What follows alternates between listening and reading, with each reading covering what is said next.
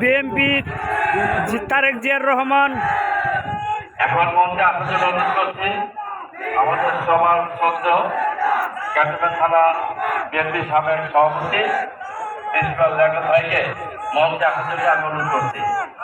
আর রশিদ ভাই সিনিয়র যুক্ত আহ্বায়ক ক্যান্টনমেন্ট থানা বিএনপি যারা আব্দুল রশিদ ভাইকে মঞ্চে আসতে অনুরোধ করছি।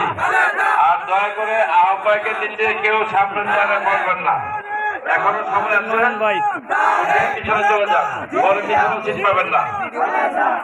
আমাদের মাঝে উপস্থিত হয়েছেন ঢাকা মহানগর বিএনপির অন্যতম যুক্ত আহ্বায়ক সংগ্রামী জনতা যারা আক্তার হোসেন আক্তার ভাই আমাদের মাঝে উপস্থিত হয়েছেন। আমরা আক্তার ভাইকে স্বাগত জানাই।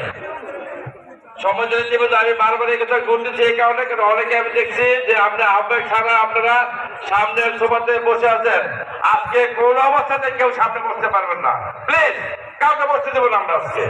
শুধু থানা আহ্বায়কে বলবে, আমাদের 26টা থানা আহ্বায়ক আজকে অবশ্যই আসবেন, আমরা দাওয়াত দিয়েছি। তারা এসে যদি চেয়ার না পায় এটা অত্যন্ত দুঃখজনক। আমরা রাজনীতিকে সিস্টেমে নিয়ে আসতে চাচ্ছি। আর পিছনে চেয়ারে বলবে থানা যুক্ত আহ্বায়করা, ধান সভাতে বলবে ওয়ার্ডের প্রেসিডেন্টরা। এটা মাথায় রেখে বসেন। কোনোভাবে কোনো অবস্থাতে আপনারা আজকে আইন লঙ্ঘন করতে পারবেন না, সে যেই হোক। আর সমাজের জীবিত যারা আজকে মিছিলে আসবেন দয়া করে সবাইকে চেয়ারে বসে দিবেন, কেউ দাঁড়া থাকবেন না, কেউ এলে বলে ঘুরে করবেন না।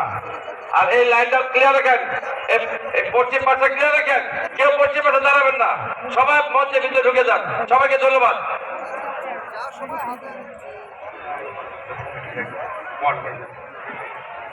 এখানে যারা